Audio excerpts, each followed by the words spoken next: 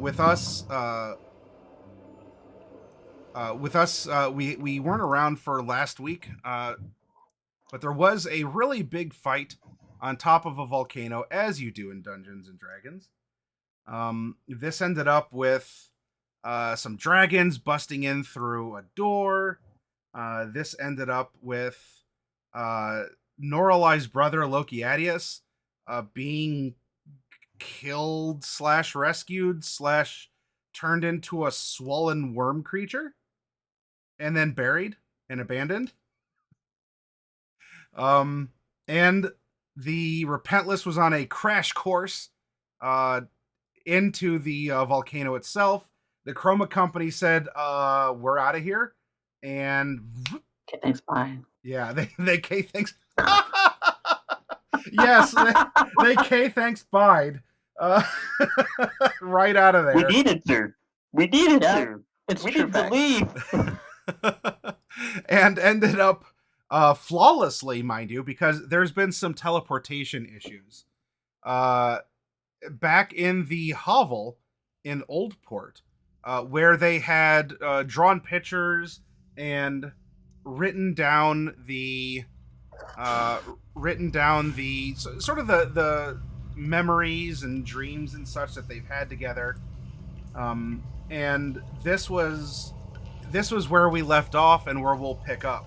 However, for those of you who either didn't catch it or just as a refresher, I'm actually going to be playing the vision of sorts that Bright had as she looked in on the events of the volcano in the wake of K Thanks buying out of there. This is, speaking of being blessed to be surrounded by artists, this was a composition that I'd worked with Kitty Bird the Shiny on. And I hope that you all will enjoy it. So if you sit back for, I think it's like maybe 3 minutes, this is going to be a fun little what happened to the professor, and also what happened with the Repentless that was supposedly on this crash course into the volcano. So hang on tight, everyone, and we'll play this.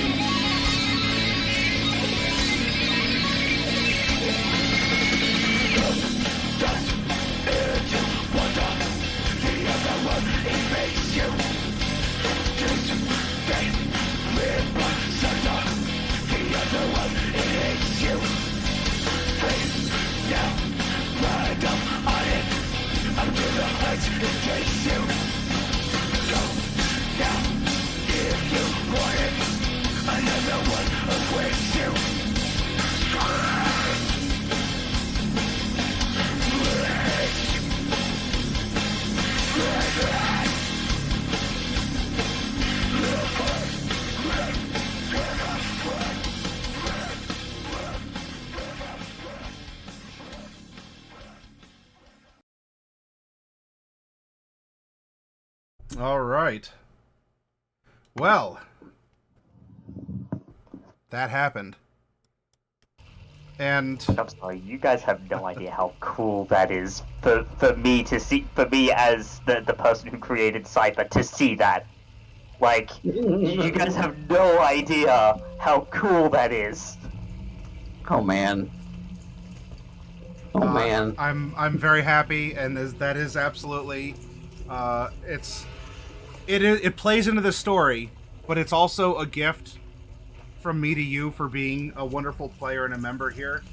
Of course, we had we had the animatic that I made for you all, which is directly story, but you know, is hopefully like your DM used his awesome art skills and spent over 9,000 hours in MS Paint to make an animatic. But here's a nice full color one. 9,000 hours. Over 9,000. Over 9,000 hours in MS Paint. You know. Really, it was 1,006, and he had the scatter on the wrong hand. Yeah, we don't talk about that. So it has in and out of character meaning, and I'm glad that you appreciate it. Lethality. I love it. Oh, I do, very, very much so. Pretty dope. So yes, things had happened. This was sort of a vision that Bright had seen and was able to translate to you all. Different images, things that that she sort of picked up on.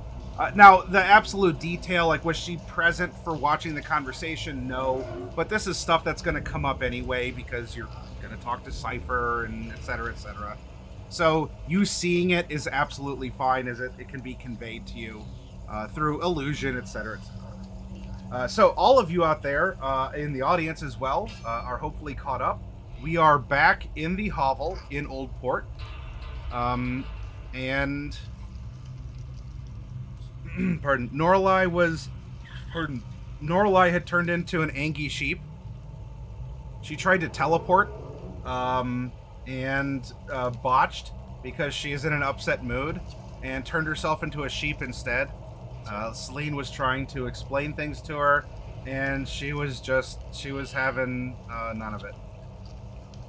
Yeah. Very stubborn. As Norallies tend to do. So at least in the immediacy, while we don't have Dark Wolf here actively playing Norallie, we can pretend she's here for a little bit as a sheep, and then I don't know, go from there. And I believe she did actually walk off. Okay, yeah, there's other things that she can do depending on the time frame we're talking about tonight. Right now, because you all just hit level 17, congratulations. You are now epic level characters. In this last 4 levels to the end. And yes, everyone out there, they just were. This is it. This is epic D&D now that we've gone into. There are outstanding things. There are these 2 dragons from Oiho that have reached into the world. One of them being or formerly being Casimir.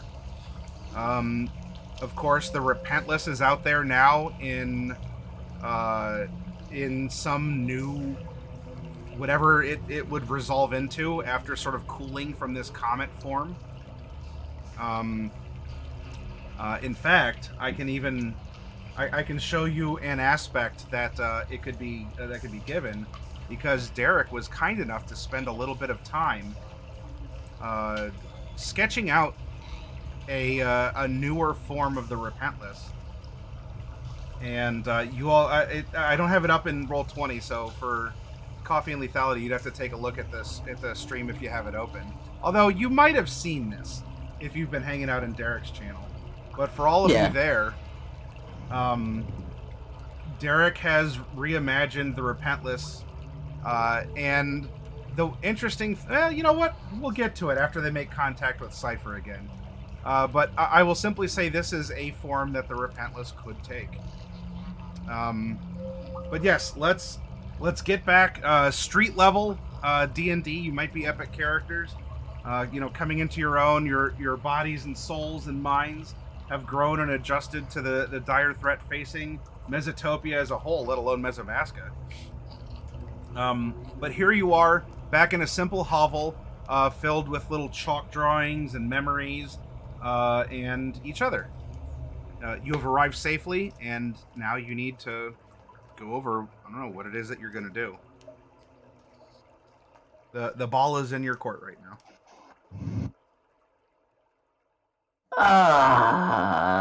Cypher is alive. Well, that's good. Yes, he is alive, and he did say that he would contact us soon. Which is good, yes. Exceptionally so. Exceptionally. I'm very curious to know what's happened to him. I really hope that he hasn't been gooped by Shonaruth. Because that would be sad. So... what now, Selene?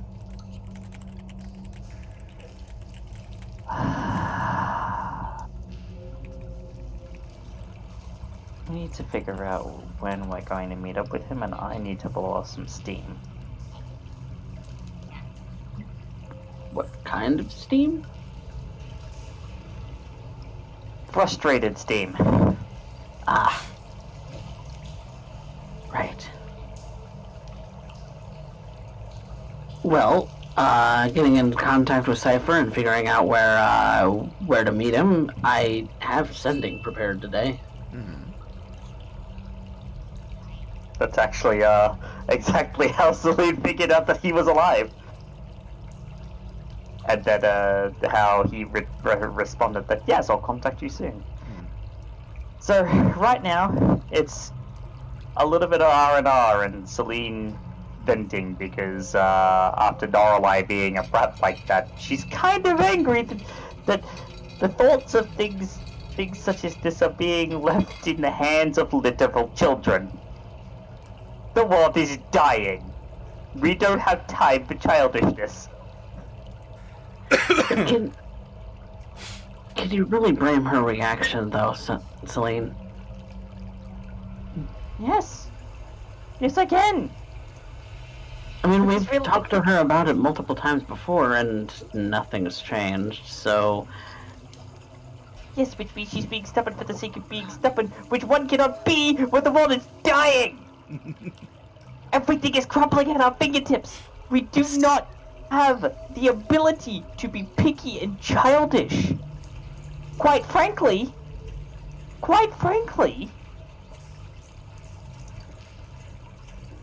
it's been said ever since we spotted it the first time, and he was still losing his mind, and still had some sense of lucidity like Jade did. That, yeah, But it maybe might she doesn't hurt. want to think about it right now. Oh, you're gonna have to think about it sometime. If not now, then when? When you're dead? Because we'll look at that in the face too. Yes, as I am very well aware. I think right now she just needs to process what it is that she's seen of him so far. Again. Because we don't know what kind of state he's going to be in after the volcano now. Maybe there's hope. Maybe that's what she's clinging to. Hope for what? To save him. Frankly, that feels like a hope for a life living by halves. What do you mean? Isn't it a good thing to hope for something? It is. It is. Pessimism. It's Oh. not pessimism.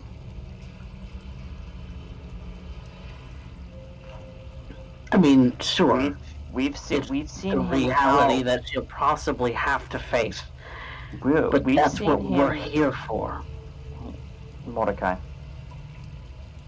The several times that we've seen Loki, the times that you may have seen him whilst I was gone, did he look like he was any close to getting any better in the times that we've spotted him? When we spotted him at the portal to Ouijas. When the times that we spotted him before that. The time that, from what Bright and Norallie said, the time that they caught him with Grimhilda in Mask of Horns. I believe that was Mask of Horns. Something. Every But he's time... family. Selene? Yes, but every time we've seen him, he's gotten worse. The degeneration is there before our very eyes, and it hurts. It hurts to have to say, maybe it's best if you let go. Because I don't want to be that one to have to say that, but I'm having to. Constantly.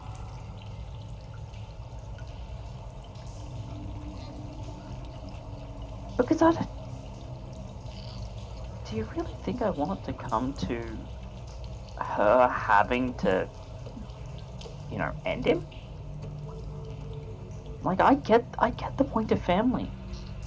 I never had much of a family. Not before you came along, at least. But even I get it.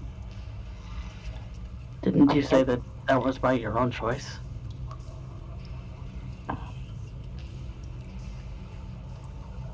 Yeah, but it's a little bit more complex than simple black and white. Everything's more complex than simple black and white, Selene. Yes. Yes, it is. I'm clinging on to hope. She's clinging on to hope probably more than I am. Yes. I'm hoping that we don't have to put an end to him. Because she'll hate us for it. I know she will. Yeah. But you think Shona Ruth isn't above throwing him in front of us as a shield? No, I don't think it's above that. That's why we're gonna try and get to it before it gets to him again. Do something. Do something to let it go, because I hate to see her like that. Yeah. I mean, look, I've looked. A lot of the time that I spent alone in the land of death, I looked. There's a lot of things I looked into. I don't remember a lot of it. A lot of it's hazy. But there may only be one way of freeing him. And that's something that needs to be accepted. That when push comes to shove, this is what the likely outcome is going to be. I don't take any joy in saying that, but the sooner that that's accepted, the sooner that her, and to a lesser extent you, can begin to heal and move on, so that we can save this dying world, our dying world, from what took him. We can't save him. I don't think we can, truly. But we can avenge him.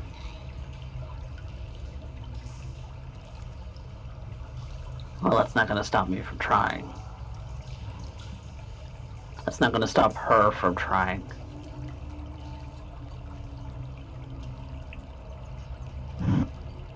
So is it really all that bad for her to cling on to hope? If it motivates her to be, like, with us on this?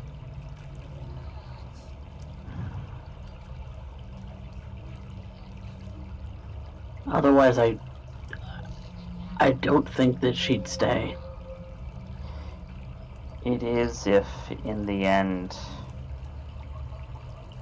if push when it's time to sink or swim, and that's what needs to happen. I won't make her do it. I'll do it myself. It's gonna cause a schism no matter who has to do it, whether it's her, whether it's you, whether it's me, Bryant, or hell, even Cypher. If he's there when that fateful hour comes. And besides, if you can save him, if we can save him, I have to ask you, do you think he'll be in a state to live?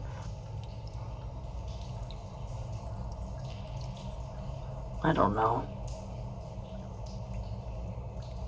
I don't want to condemn a man to a half-life, Mordecai.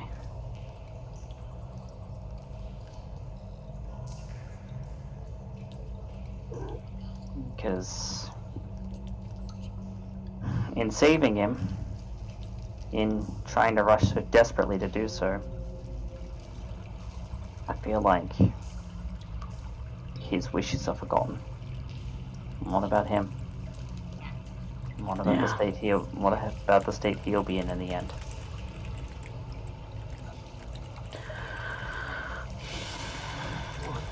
Yeah. Selene reaches out and gently pulls Mordecai into a hug.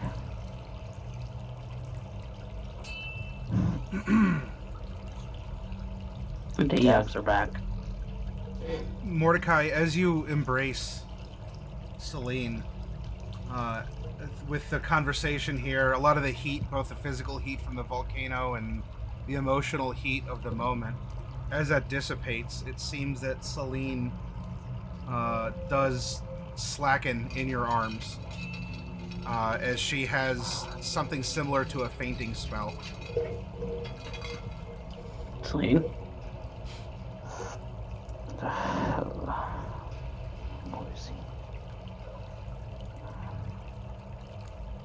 Do you need more right now? And there's gonna be a soft nod.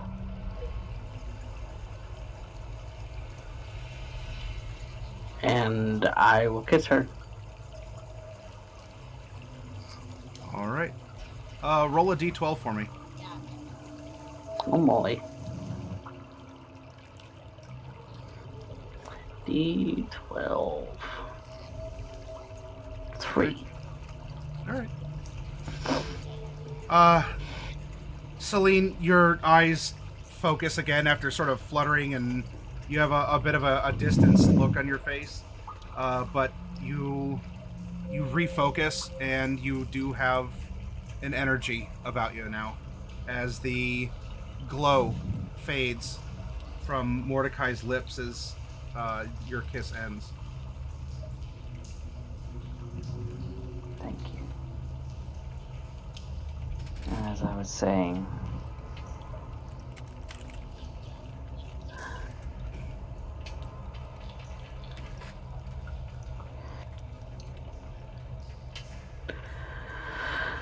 we, as agents of death,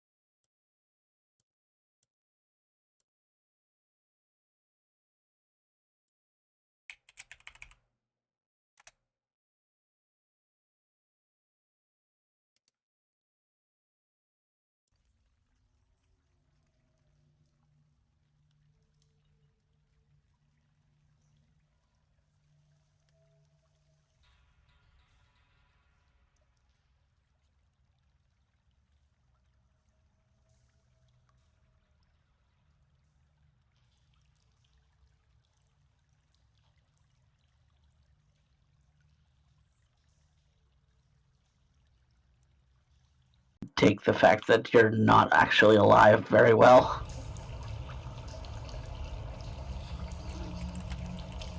I think even more so that she wouldn't take well to the fact that I'm gonna die.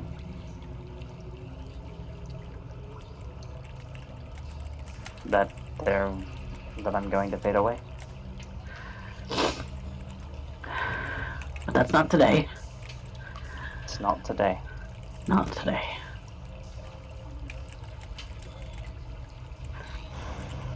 I'm hanging on to you as long as possible.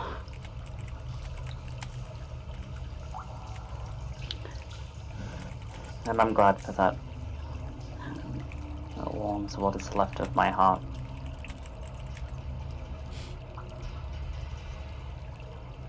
But, you know, in the time that we do have left, there are things we can do.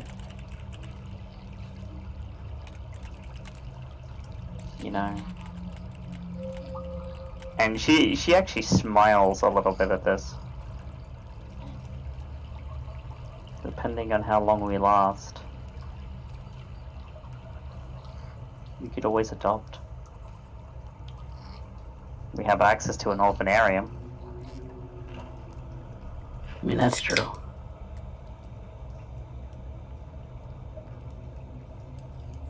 Maybe a little elf girl who looks like you. Oh. Frankly, I think that sounds wonderful. And I think I'd be willing to let you go earlier if I had something left.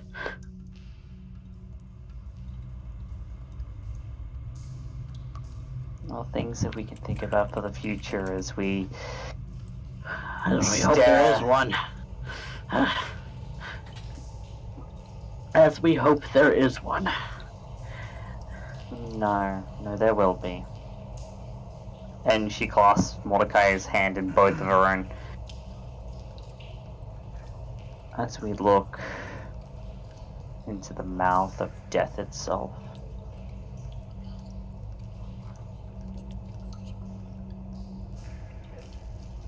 And we tell it that it is only when we decide. No earlier, no later.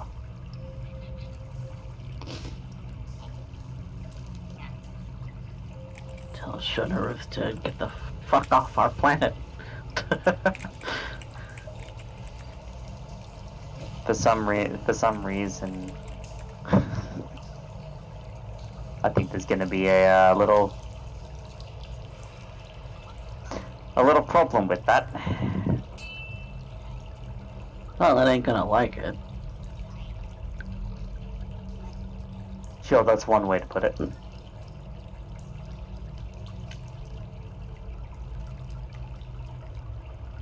Well, we did promise the land that we'd get rid of the pest problem, so at some point we're gonna have to fulfill that promise. Oh, and we will. Right.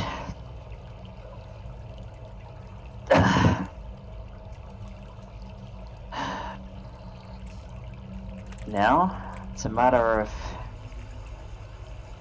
We have Bright. We have... Sheep. We have you. And we have me. I think there's a couple of members of Chroma Company that we should go and talk to. I think that is a good idea. I'll get on the same page.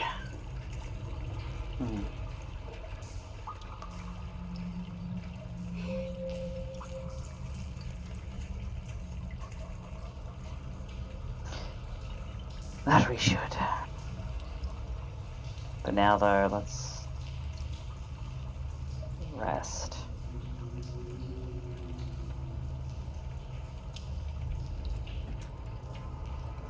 I Right. could go for some rest. And I think it is here we are gonna take a rest. Because, oh boy do we need it. Sure. Now, are you going to rest here in the hovel, or do you want to go back to the orphanarium? Oh, Maddie, you're muted. I'm muted. I shouldn't be? We don't hear you. I don't know if the stream hears you. Check your Discord inputs.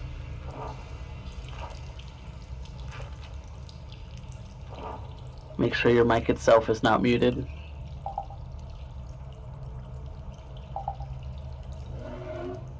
Test. Hello? Oh, There we go. There we go.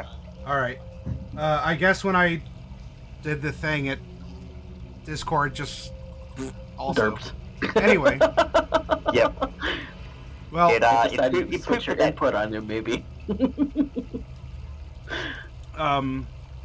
It wouldn't be a Tuesday without technical difficulties. that is absolutely correct. Oh, Saturday I was in a very, very foul mood. But that's not Oh, that's no. Saturday. This is Tuesday. But you can hear me now. Were you resting here in the hovel, or are you going back to the orphanarium?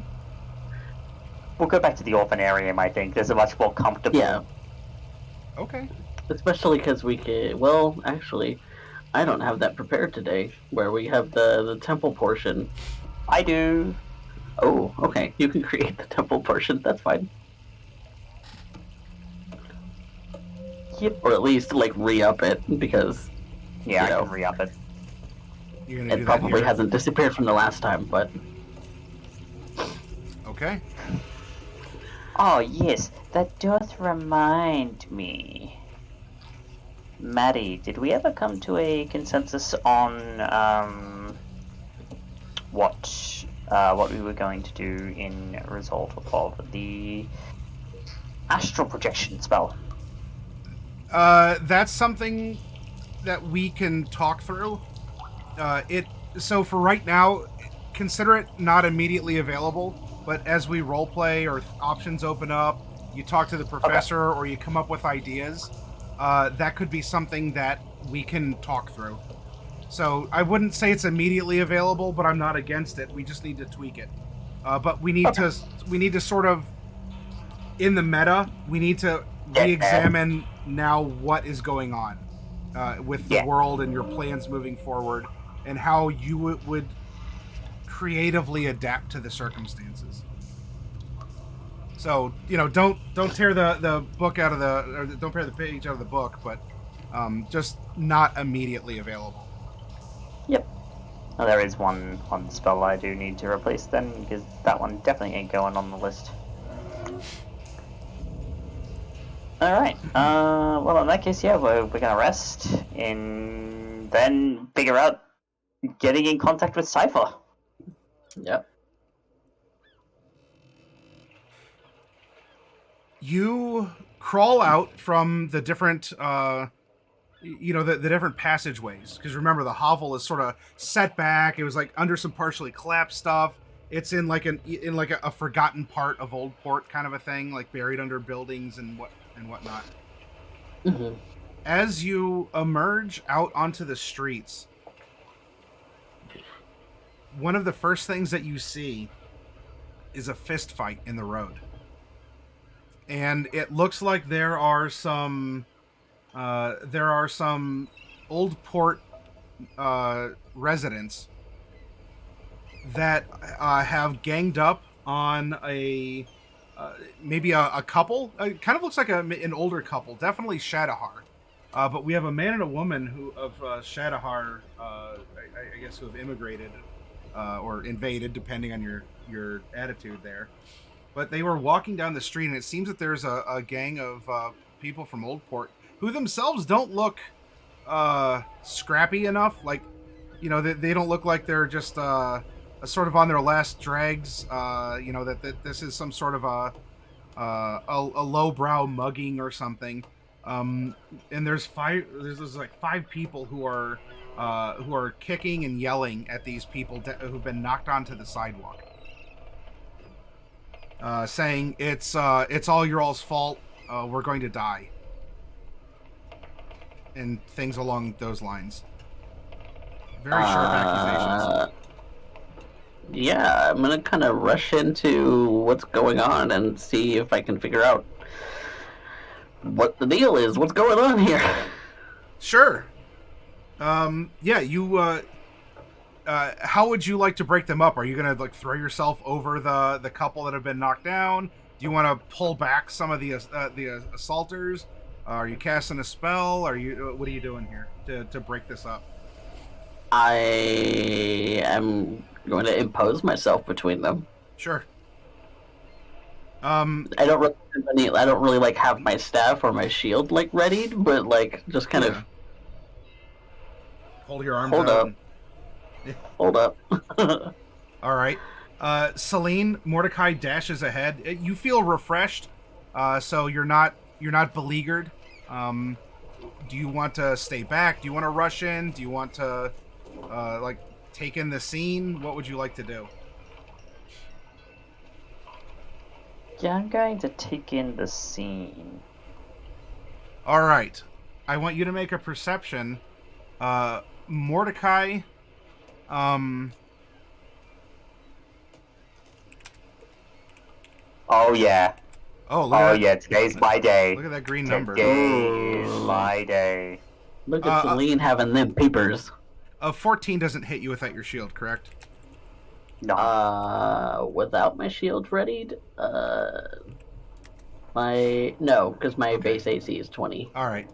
So two of the main people take a swing at you, but you nimbly, you just sort of duck, dodge, and weave out of the way here as you're trying to. Or maybe they smack.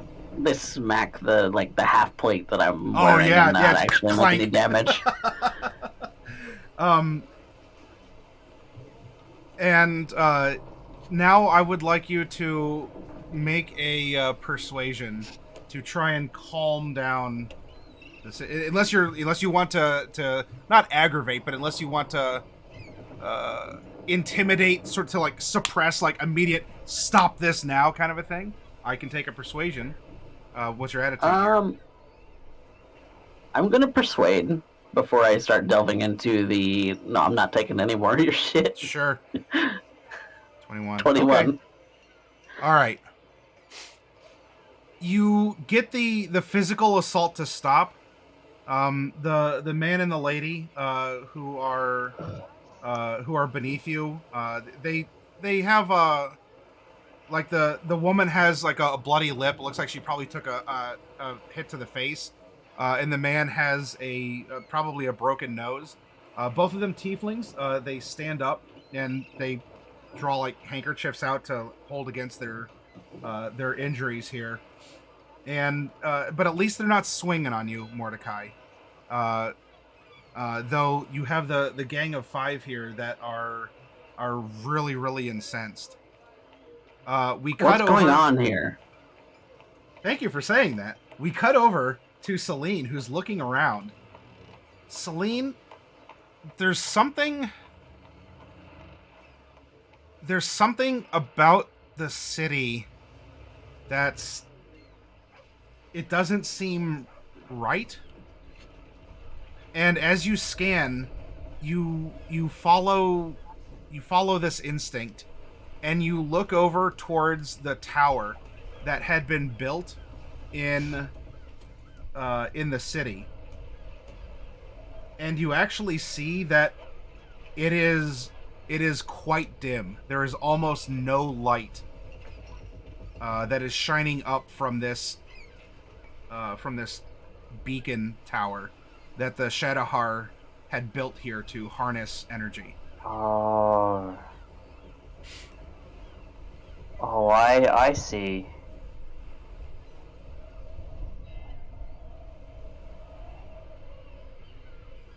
Mordecai's asking, the group of people who are beating up on this old man and old woman. Cut back over to Mordecai. Like, them! They're gonna kill us all! It's gone! It's all gone, and it's their fault! This was a setup, wasn't it? You are here to kill us all! Who's here to kill who? Look, you defending them. I'm not defending anyone. I'm trying to get to the bottom of this. What is going on? The only thing that I see is a group of 5 individuals harassing and assaulting another 2. So why shouldn't I call the guards? The man behind you, with his handkerchief to his nose. I have no idea what they're talking about. We are very, very. We were just walking down the street, and they just suddenly set upon us. Selene is making her way back over to the group, just by the way. Yeah, you can interject yourself as the gentleman is now talking to Mordecai, but also through Mordecai to the assailants.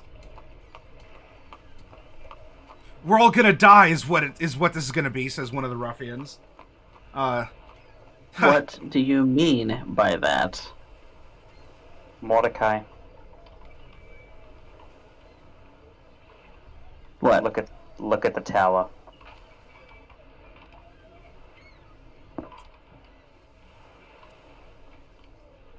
And she'd point out the fact that a light from the tower is almost gone. Oh, yeah, that's dimmer than usual. It is. And now she looks at the 5 sitting there. And you say that it's these two's fault. Is that what I'm hearing? Yeah, the Shadowhar. That's what they have are. any proof? Do you have any proof? They're the ones that built the tower, made us reliant on the heat. Do you have any proof? Look around you. They're the ones who built this stuff, and now they're taking it away. We're gonna freeze this summer. We're all gonna die. Freeze this winter. We're all gonna die. This was an invasion. Rabble, rabble, rabble, rabble. This whole island has survived harsh winters long before the Shadowheart came along.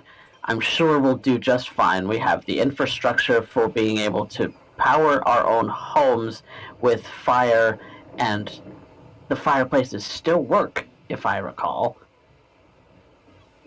Not winters like what we've been experiencing. You should know this. Why are you defending them? I'm not defending anyone.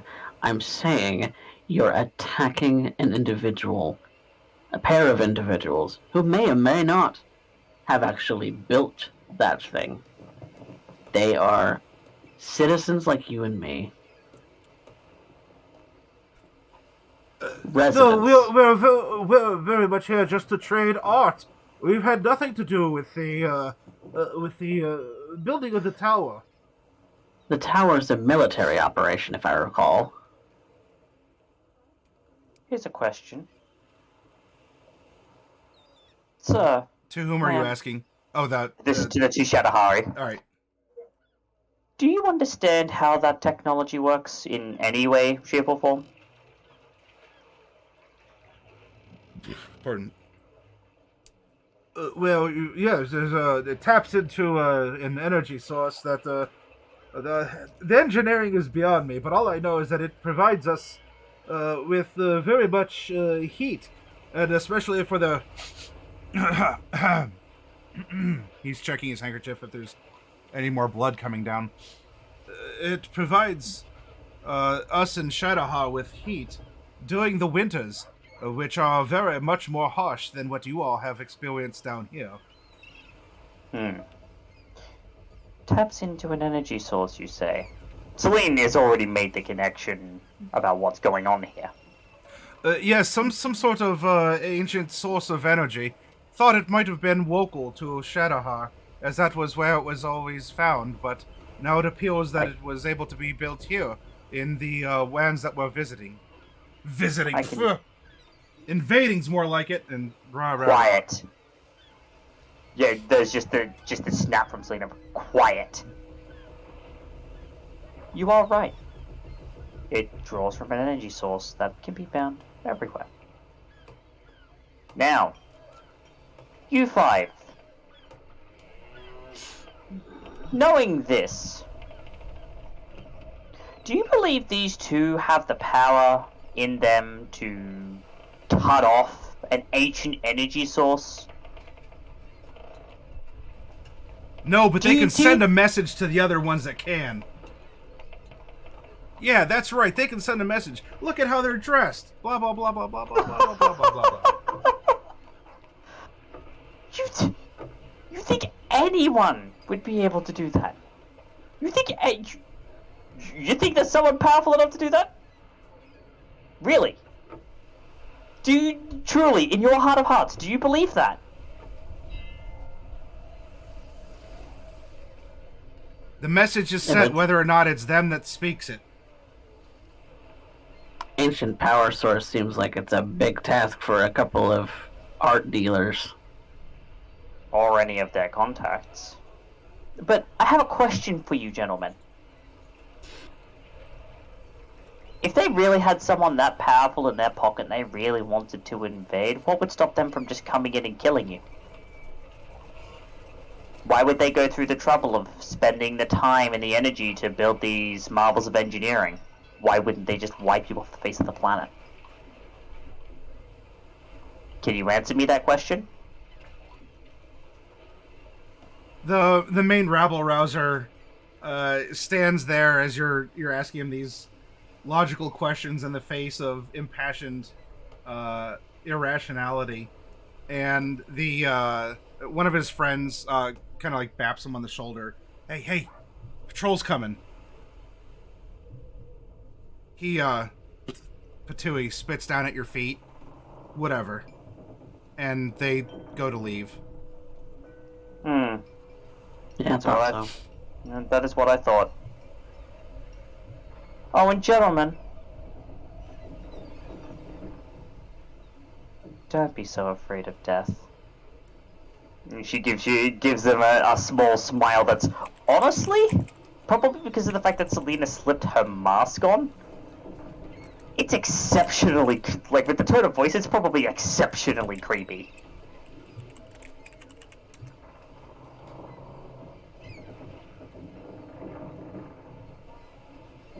You can hear a distant, tweet, tweet of a patrol whistle, and some people that are coming up. The five end up, beating tracks out of here, leaving you with the lady and the gentleman tiefling, the Shadowheart tieflings. Well, we should probably all just go about our business. Oh, such ruffians! Before we do, may I have your hand, sir? I believe that I'm already taken. He looks over to his wife. Not like that. I am also quite taken, and she shows the ring on her finger.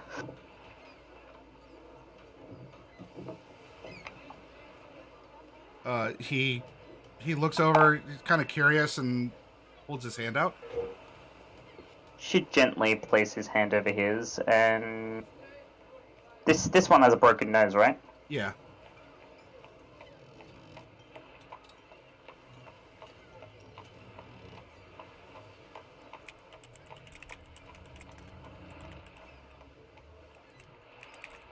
As there's a, it's like, I want you to hold on to this for me for a second. And she's going to put his nose back in place and make sure it heals nice and proper. Oh, all right.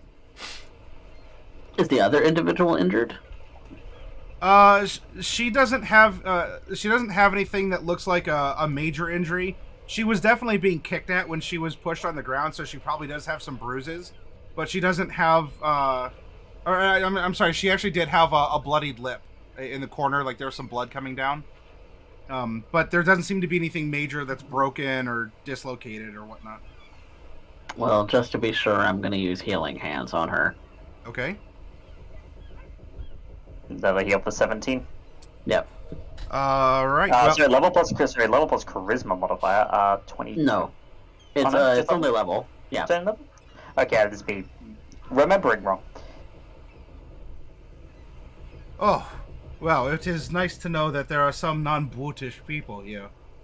We were doing nothing more than just walking down the street. Well, you're probably going to get a lot of that. In times of high stress, people get a little irrational. Yes, well, we were aware of the risks when we chose to immigrate here. It's simply nice to know that there are others who will rush to our aid. We are not some brutish invaders. We're simply here to enjoy and trade art. Our what? And, as far as I hear, also not to freeze to death. It's true that things have been getting colder and colder up north. It made it easier for us to choose to move south. And they have been getting that way here, too. So it seems like whatever blight was happening in Shadowheart is happening here as well. Sadly, it would seem that there was something similar happening here. Hopefully, it will not be as bad as it is up north in the mountains. Yeah. Right. Well, I have reset your nose. You will need a little rest to make sure you don't get punched in it again, but it should be fine. Thank you. It is appreciated. You're most welcome. Mordecai, we should be off. Yes. Before you go, Dio, please. I'm sorry. Yes. She reaches into her pocketbook and produces a gold piece for each of you as a thank you. Oh, well, that is certainly appreciated. Thank you very much. We generally Good deeds deserve good rewards. Very true, and it is exceptionally appreciated. Mordecai? Yes, very much so. Try and have the rest of a pleasant day. Yes, well, aside from this, hopefully so. I was looking at going down to, there was a place that has some very interesting pieces. I read about it in the news. It had recently been broken into. I guess someone stole an art piece, and, well, I wanted to go see what it was that this place had, that it was so tasty a target for thieves.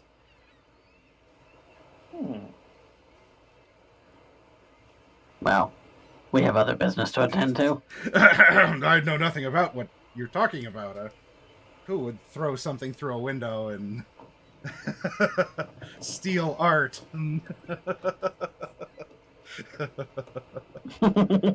Disgraceful, shameful. Onward. Yep.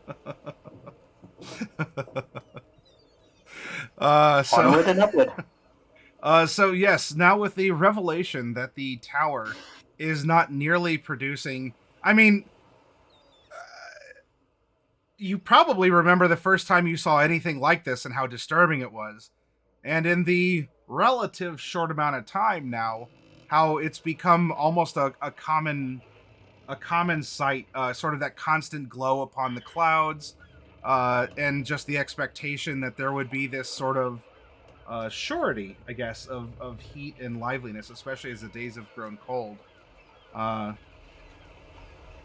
now the sky is pretty well dark again, as only a faint orange glow seems to emanate from the wall around the tower that's been built here in Oldport.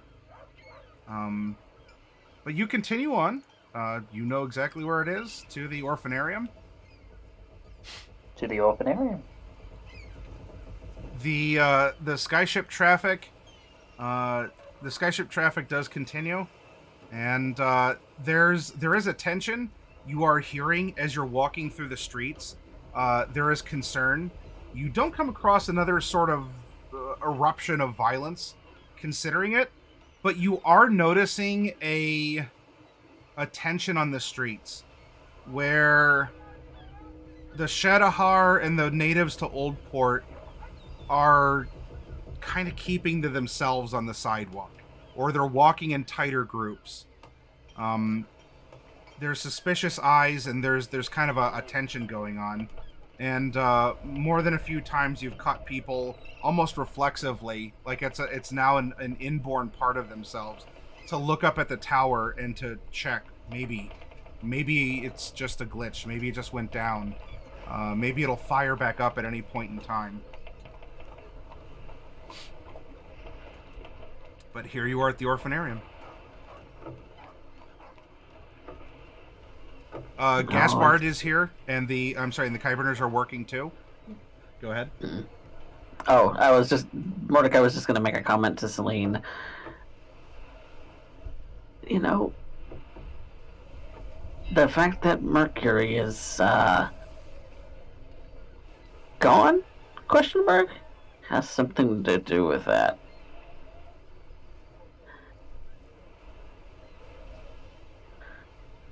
Yes.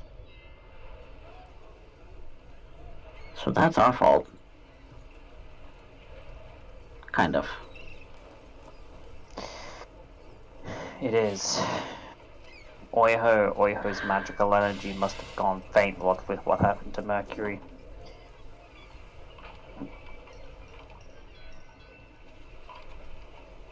And Casimir and that other dragon came out of there. They did.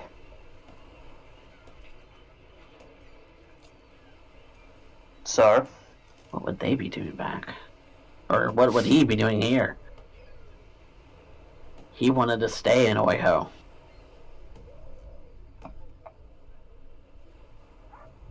He's a hunter.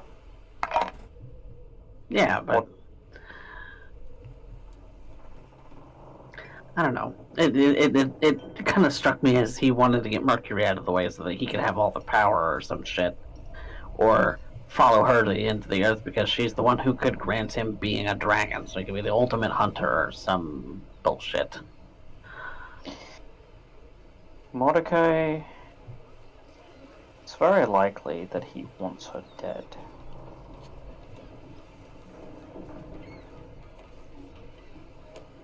That he wants Mercury dead? Yes. Even though she's the one who turned him into a dragon. She didn't do any such thing, as far as what you wrote in my book. And as far as what has been said to... what's it called? To the others. No, that grey goo is what transformed him. Well, that started it, but then he, fully transformed after that. And you think that was Mercury's doing? I thought it was. Because out of character, Mercury was still tied up in that entire time that he spent in hell. Well, in Oiho, rather. Well, yeah, but then she, finished up the process. Yeah, no, because he was a dragon long before. Dragon-ish, but not dragon. Yeah, he got his wish granted because he was willing. He was That's willing right, to rule in hell than serve in heaven, kind of a thing. So he accepted. Yeah. He accepted, I'll work for you. I don't He care. pacted with her, yeah. He pacted Maybe. with her for it. That's right, he did. Well, maybe he wanted out. There could be any number of reasons. But then again, I'm not really one to posit on this sort of thing. We could ask the professor about it and see what he knows. Yeah, maybe. Maybe he knows something.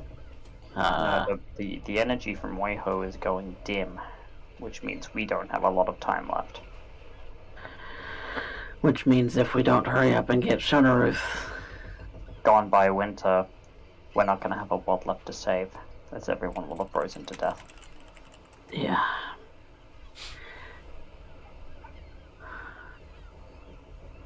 And I can only imagine that in Shadowheart, if it's the same power source in Shadowheart, the Shadowheart are already suffering the consequences. Very Because much so. their winters start much, much sooner than ours. Then if we want to save them too, I'd ideally like to save the whole world, yes. then we need to get to them, and we need to get to Cypher that thing quickly, so that we can figure out what our next course of action is going to be. I would like one of you to make an investigation alone, as you're having this conversation. It's not me. I have a 0. I also have a 0. All Alright, right, who's feeling lucky? Alright, me! Yo, yeah! Hey, look at that, 19. Yeah, you are. Yeah, you are. Natural 19. No, Hey. 19. No, 19. As you're talking about this, the thought strikes you, Mordecai, that with very rare exception, and the exception really being the rarely contained to military personnel, of all of the people of Shadowheart that you've seen, and especially that you've heard of, they have been humans and tieflings. There has only been a rare dwarf that you've seen dressed in Shadowheart style, and the dwarves that you have seen have been in military service. But you haven't seen dwarven art dealers, or dwarven traders, or dwarven airship Civilians. pilots. Yeah, civilians. Yeah. Huh. That is an interesting thing to note, though. And I'll kind of, absently say that, too. Yeah. That's interesting. All the dwarven civilians still live in the mountains? Maybe? Well, they would be safe from the elements, though. Under the mountains. That's true.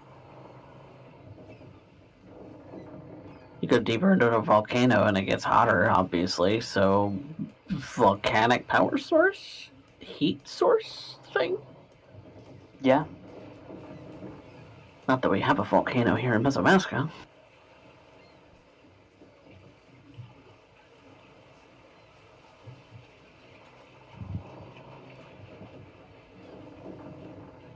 But it is a thought that if people are that worried, they could...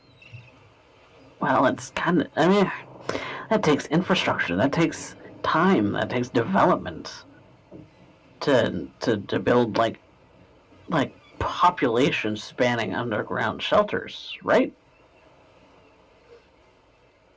They may have been around for a long time. We Well, don't really know a lot here. about them. Oh yes, quite so. And we also don't have that many volcanoes. No, there's the one at the Dragon Graveyard, and that's really the only one. There's the other mountain ranges, but there's no guarantee that there will be any protection. So, instead we're on the crunch. On the crunch. It's crunch time, baby. All right. So you enter the Crunch time's orphanarium, and Gaspard is there working in his jack alongside the other Kyberners. Things are getting done. You're welcomed, and Gaspard, he greets both of you, and with maybe a curious tone to you two, he asks, and right?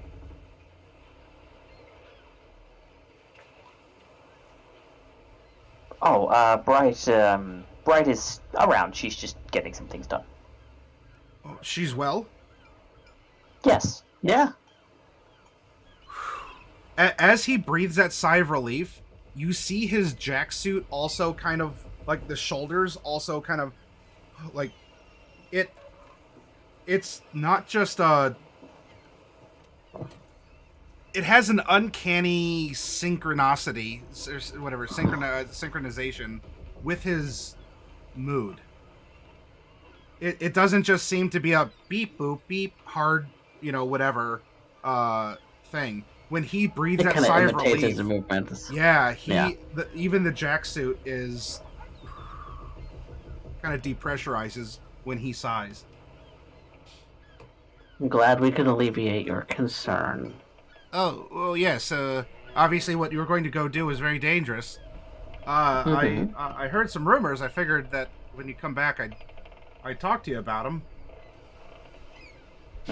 Rumors?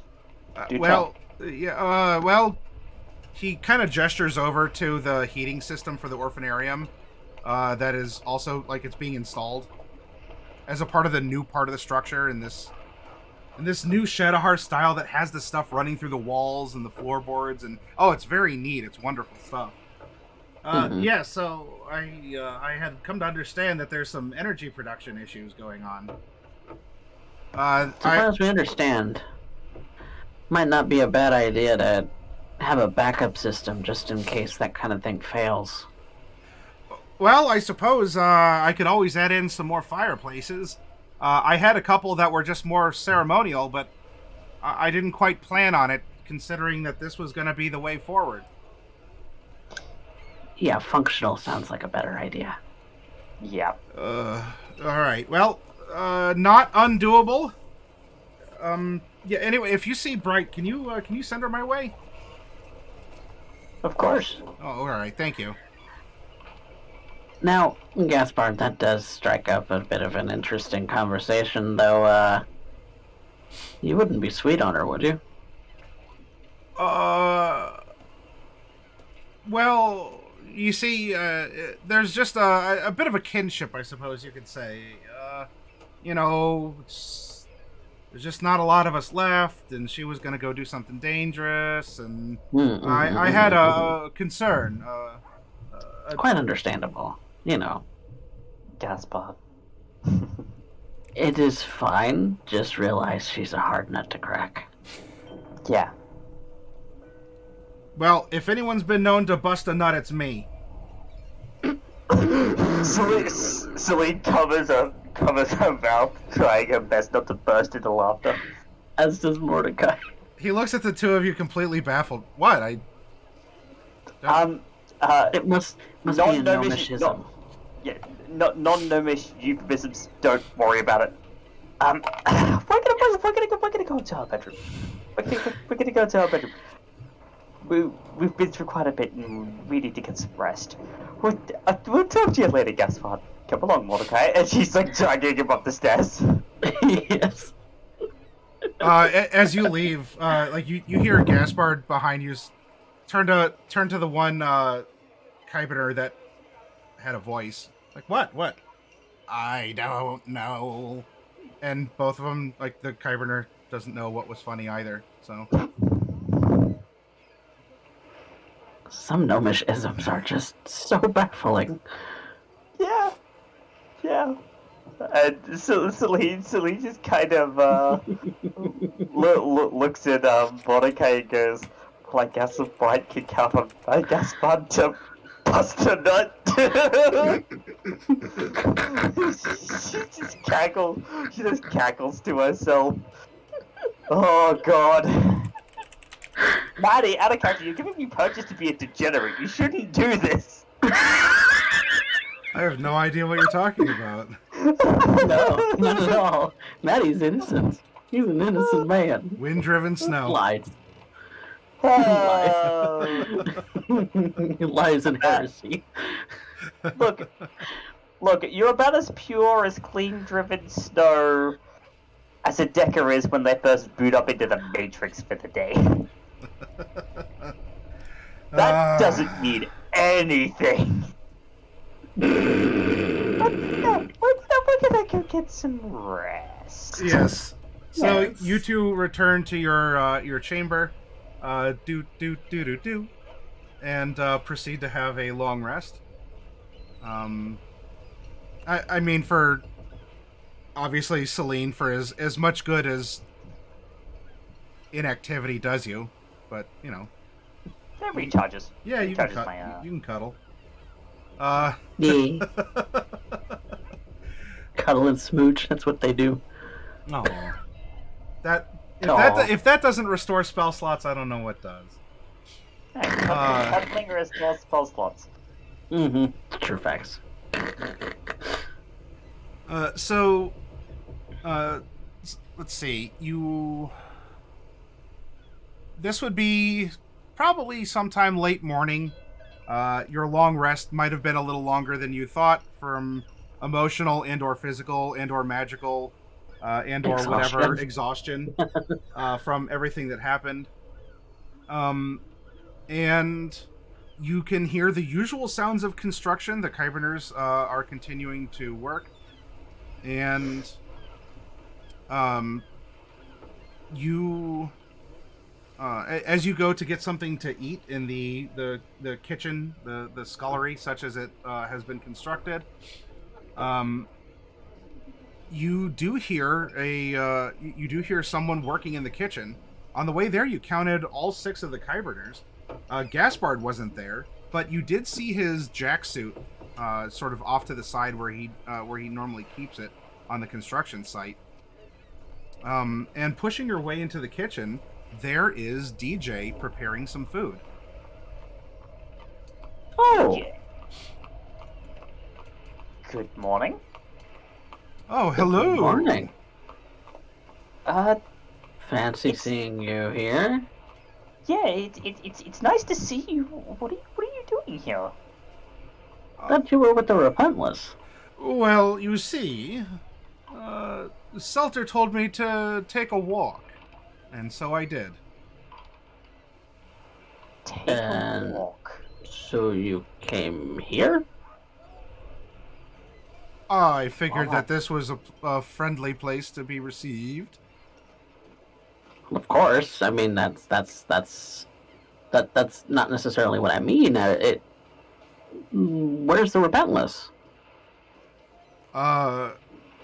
He looks to you and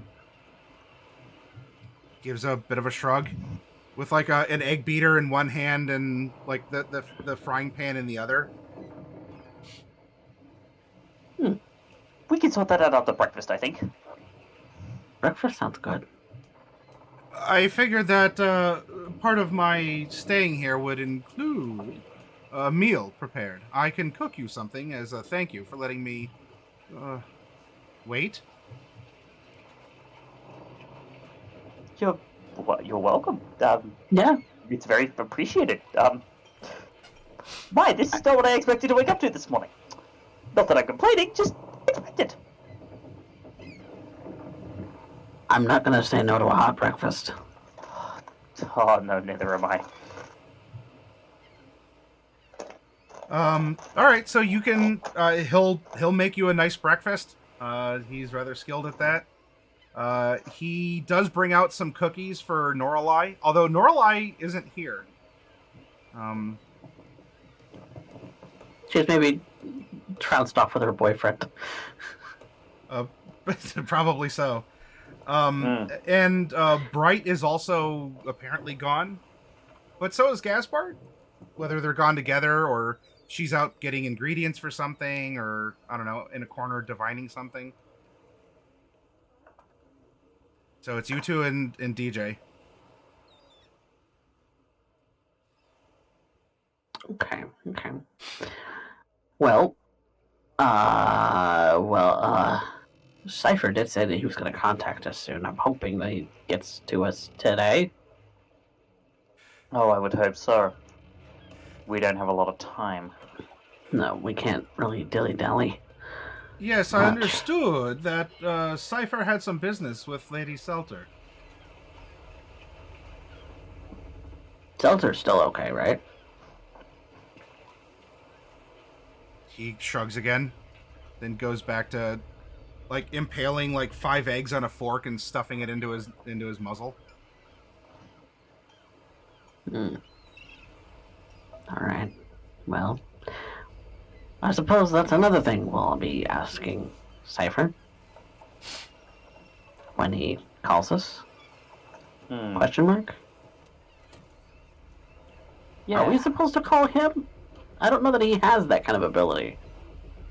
it's alright, I can sort it out. And I am gonna cast a send to get Cypher. Okay. What would you like to say?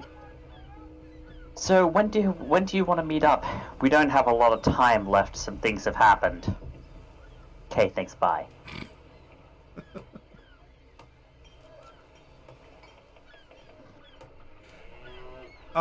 You get a reply telling you to meet at Gaspard's airship dock 2 bells after noon. 2 bells afternoon. Okay. Easy done. We're right and close to his airship dock, so...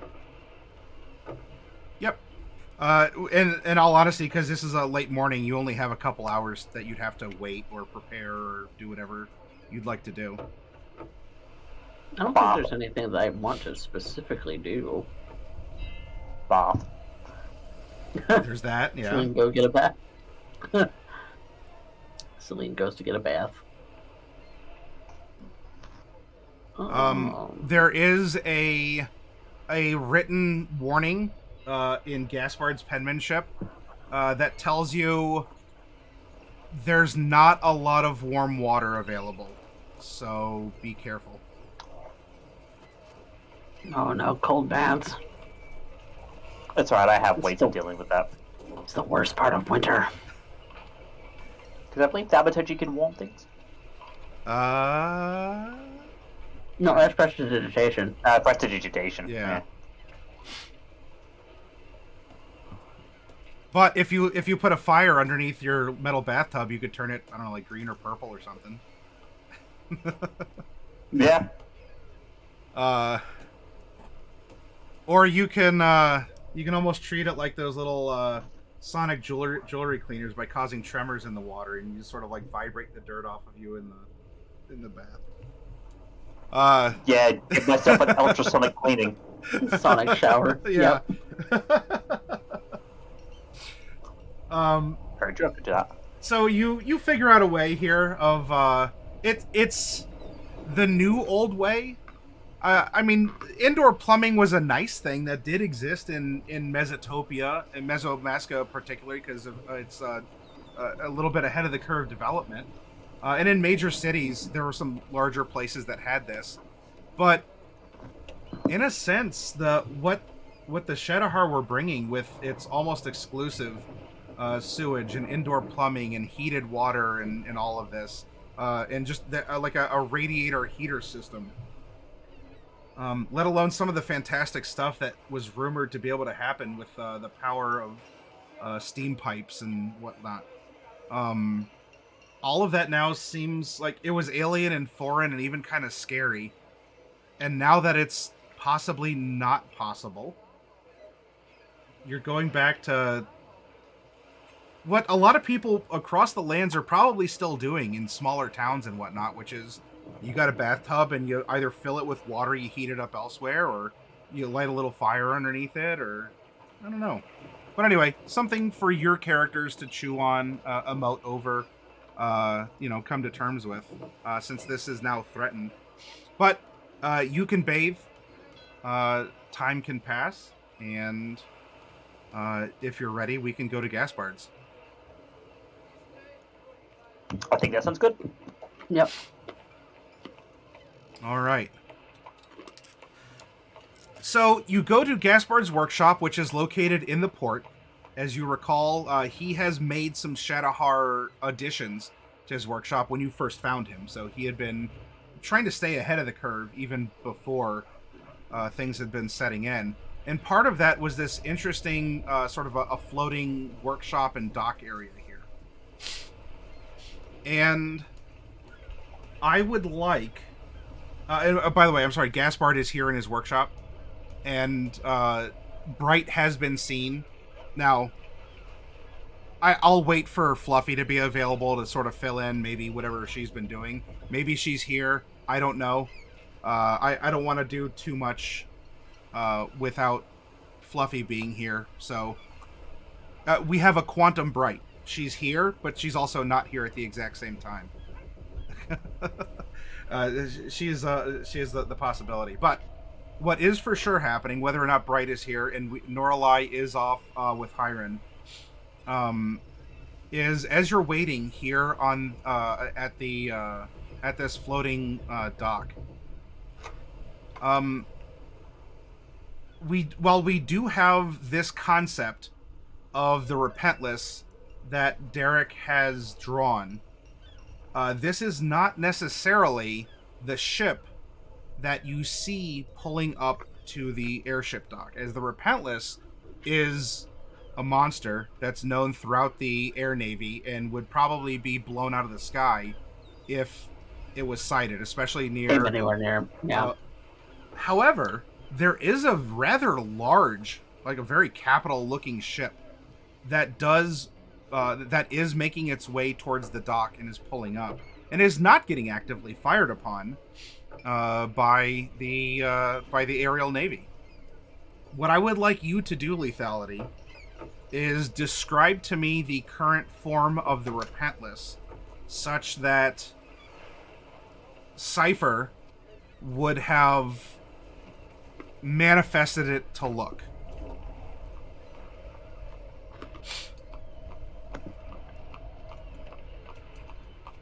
The look of it would be awe-inspiring. In fact, we mentioned this back when I was actually actively playing Cypher. The concept of it, the exceptionally large ship that they'd found, the Imperator Class ship, and it is a ship that would look to be of that class. Mm. A massive capital ship with decked out in all of its decadence and glory.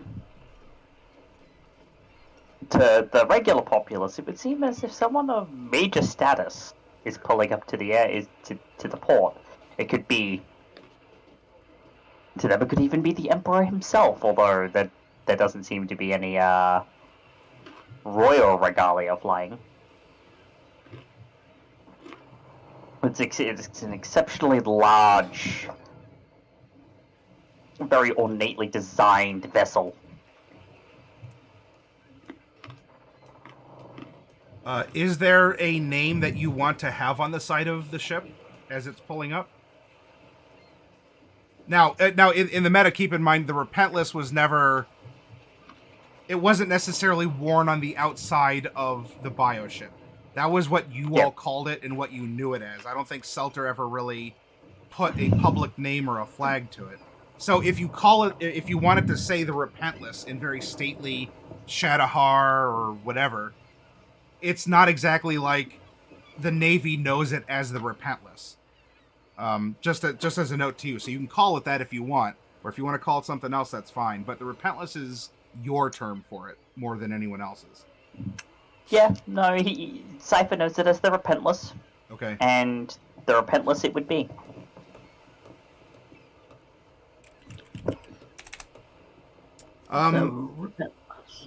In general appearance, would it look more like a flat top, like an aircraft carrier? Would it look like would it look almost like the balloon here, where like there's a lot of mass to it and there's like an elegant undercarriage? Can you describe the kind of shape? It is more like more like an aircraft carrier style with a massive open top deck. Okay. That would it doesn't seem to be equipped with weapons at the moment, but where you would be able to stuff quite a large amount of weaponry and act as a launch platform for what one would call tactical insertions. Right. Okay. All right. As Cypher had a habit of leaping off the ship. Now it's even simpler to do that. But it looks like a machine of war in all but the fact that it doesn't it's not strapped to the nines with weaponry. Yeah. All right. So, this is the sight that you see, Mordecai. This large, to us, and more of an aircraft-ish carrier-style ship. And in letters right across the side, like smooth edges, no obvious mouth, or pustules or tendrils or anything. A clean, if not ornate, metallic ship that, like, as it's pulling up for about, 10 seconds, just the Repentless is scrolling past you as you're waiting on the dock.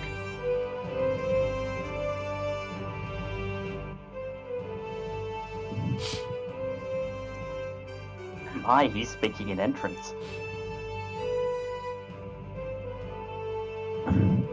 He was always kind of showboaty.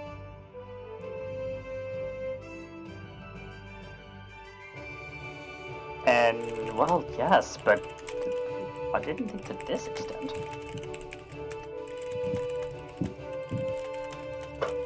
And of course, it's initiating docking procedures and all of that as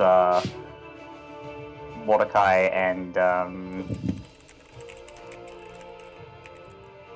Selene are talking.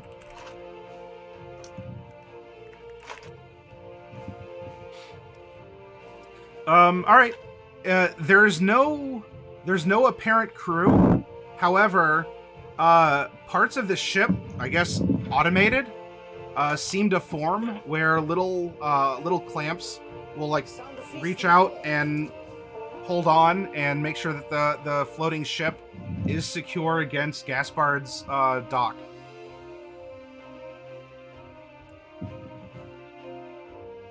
And I suppose we watch it dock and see that, that is a marvel of engineering. What I wouldn't do to crack that thing open. The door cracks open, almost as if it heard you. And as it does, there's almost a little bit of a steam that's released, as beneath the gleaming metallic shell of the Repentless, inside are wet-looking tunnels, a glisten to the floor, There's even like a little hint of like a mucus strand from the bottom of the door going down. That's the Repentless I know.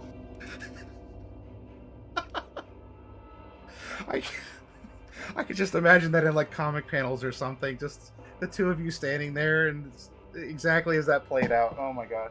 Anyway, yes. So it opens up and it's juicy inside. I will be just a moment. Okay. So it is you and Selene, and also Gaspard is going to be here as well. He'll come up and join you. Mm-hmm. And DJ does come up too. As DJ was like, you and DJ would have had a similar, like a similar sort of like, you cocked your heads to the side, like, what? Okay.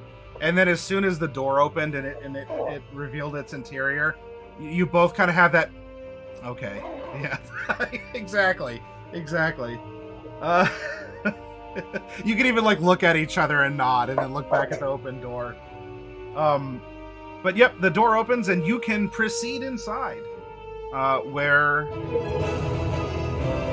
Oh, and Washburnello, thank you very much for... Oh, Demon Quiller, gifting to Washburnello, who's coming over from GMV's recommendation.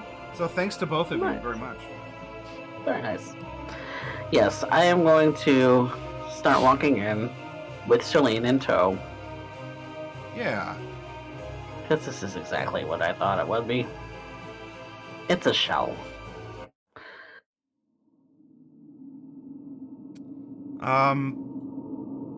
So yes, the interior, for any of you who aren't familiar with the Repentless,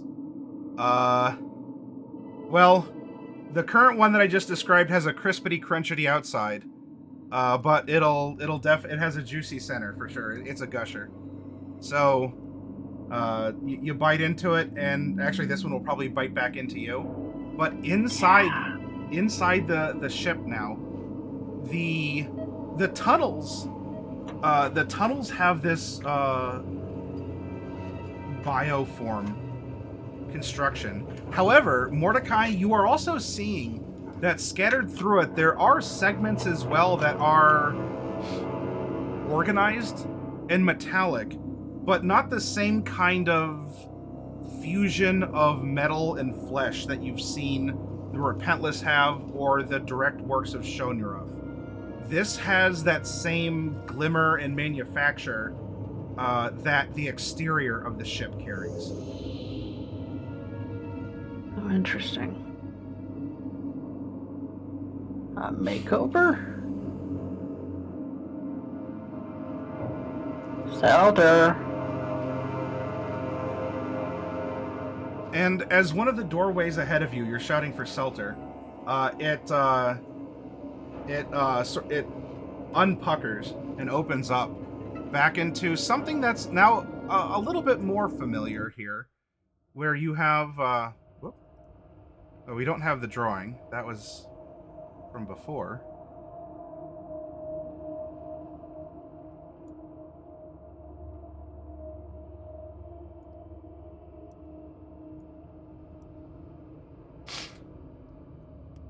And now you've entered a part of the Repentless that is familiar, but definitely not biological.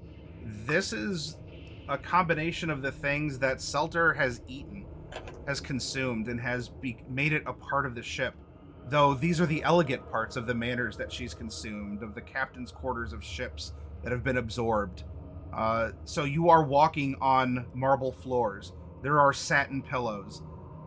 There's even a nice fireplace that's going. But now you are in the interior of the ship. Nice artwork up on the walls. I can appreciate that. But I don't see Seltur or anyone else. No. Yet.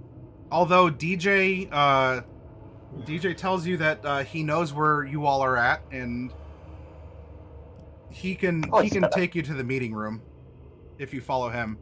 And he almost seems to slip right back into, not in like a supernatural I've been possessed, but he was just kind of loosey-goosey before. I mean, he's making breakfast, doing whatever. He was very casual, but now he's sort of perked himself In back work up mode. into, yeah, he's in work. Exactly.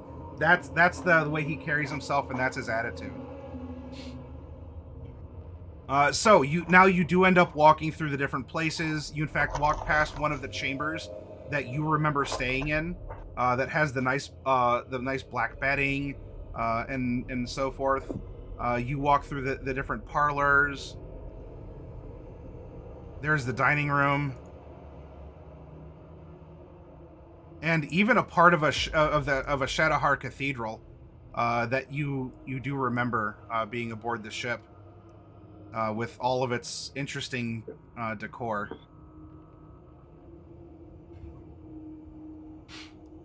And Meeting room it is, yeah. meeting room it is.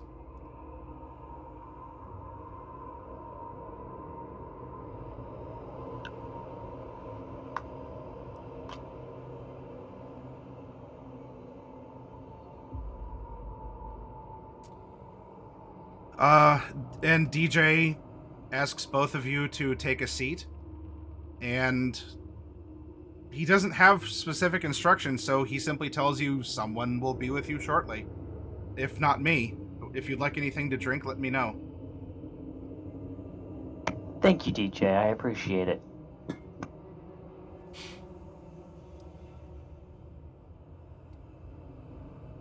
Clever maneuver, that. Putting a shell on it,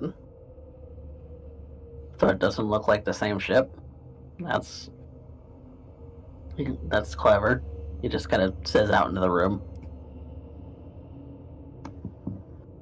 Well, my good man, I'm glad that you think so. It was my design, after all. Do I see Cypher in the room? Not yet, you don't. Okay, that's weird that you're a disembodied voice. Oh, come now. It's not all that weird. You and I have been to literal hell together, remember? That's fair. But I suppose that to stay like this would be rude. So a moment, if you would. And out of a mixture of static, shadow, and what you could only think is some of the secret geometries that Cypher used to espouse and wear on his sleeve. The effigy of the professor constructs itself before you.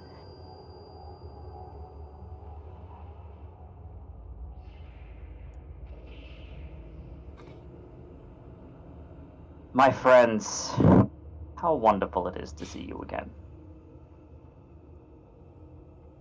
You've not met Selene. Wait, have you? Yes, you Yes, have. I've met Selene. And Selene would nod to the professor in acknowledgement, and him to her.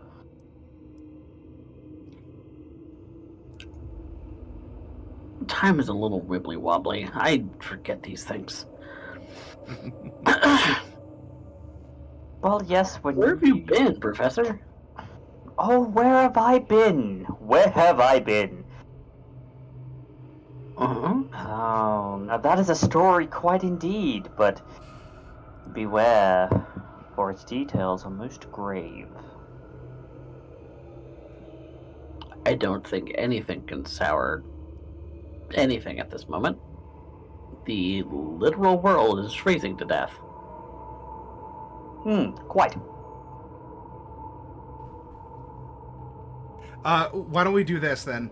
Before any beans are spilled beyond the formal re-meeting, why don't we take a break? So we'll use the bathroom, get a drink and everything, and that way when we come back, we can have the discussion and lore drops or whatever in a solid block. We could settle in for Cypher's Variety Power Hour, Yeah, exactly. whereupon Professor Siberius will exposit to you all the things you wish to know and some things that you don't. I like it. Yeah. All right. So everyone out there, let's take about a 10-minute break or so. Maybe 15 minutes would be better. Let's take 15 minutes. Well, I don't know. I have 12:02. Let's say 12:20. That'll give us time to eat, use the restroom, stretch, do whatever. So at 12:20, we'll be back up. Enjoy the break screen. If any of you have bits or re-up subs or whatever, that's an awesome screen to throw them at, because something fantastic happens to the cupcake. I won't tell you what if you don't know, but we'll go over there. We'll see you in I guess 18 minutes, 17 minutes, and then we'll get into what happened to Cypher. What does he know? And oh my gosh, what does this mean for the way forward? Chroma Company, yeah. Yeah.